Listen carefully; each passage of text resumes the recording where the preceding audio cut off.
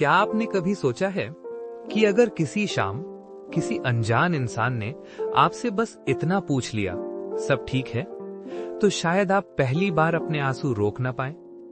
कुछ मुलाकातें नाम नहीं पूछती, वो बस दिल के बोझ को हल्का कर जाती हैं। आज की कहानी भी ऐसी ही एक मुलाकात की है, जो कुछ पलों की थी, लेकिन असर जिंदगी भर का छोड़ गई।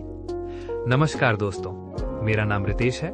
मैं कहानियां सुनाता हूँ, वो कहानियां जो शब्दों से ज्यादा खामोशी में महसूस होती हैं। और आज मैं सुनाने जा रहा हूं एक ऐसी कहानी जिसे आप तब महसूस करेंगे जब आपने खुद को भीड़ में सबसे ज्यादा अकेला समझा होगा। इस कहानी का नाम है वो अनजान शख्स। जनवरी 2026 की एक ठंडी शाम थी। सूरज धीरे धीरे ढल रहा था। आसमान हल्के नारंगी रंग में डूबा हुआ था, जैसे कुदरत भी किसी के दर्द को महसूस कर रही हो। पार्क के एक कोने में एक पुरानी सी बेंच पर अनिल बैठा था। उम्र 30 साल, चेहरे पर सुकून का नकाब, लेकिन अंदर से टूटा हुआ इंसान। दिल टूटा था, करियर में नाकामी थी, जिंदगी से थकान थी, और सबसे भारी बोझ था माँ बाप की वो उम्मीदें जो आज भी उस पर भरोसा करती थी। मेरा बेटा एक दिन बहुत आगे जाएगा।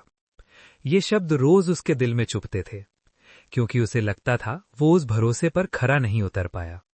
वो सूरज को डूबते देख रहा था, जैसे अपनी जिंदगी को। तभी दूर से एक लड़की उसकी ओर आती दिखाई दी। उसका नाम था अनन्या। कदम थोड़े झिझकते हुए, चेहरे पर सादगी, आंखों में संवेदनशीलता।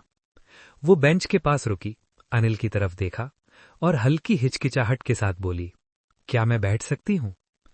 अनिल ने बस सिर हिलाकर हां कर दी। दोनों कुछ पल चुप रहे।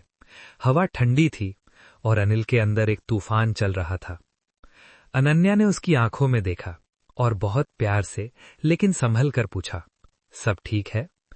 ये सवाल नहीं था, ये एक दरवाजा था जो अनिल ने महीनों से बंद कर रखा था।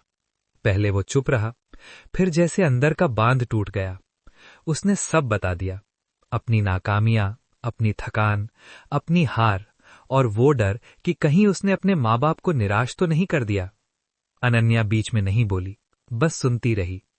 फिर उसने कहा, आप जानते हैं, सबसे मजबूत लोग वही होते हैं जो रोज टूटते हैं, लेकिन फिर भी अगली सुबह उठ जाते हैं। अनिल की आंखें भर आईं। अनन्या ने आगे कहा, आप अपने माँ बाप का सपना नहीं है, आप उनकी दुआ हैं, और दुआएं कभी बेकार नहीं जाती। सूरज पूरी तरह डूब चुका था, लेकिन उस बेंच पर अनिल के अंदर कुछ रोशनी सी जल उठी थी। अनन्या उठी, हल्की सी मुस्कान दी और बोली, शायद हम दोबारा मिलें, या शायद नहीं, लेकिन आज आप अकेले नहीं थे, ये याद रखिएगा। वो चली गई।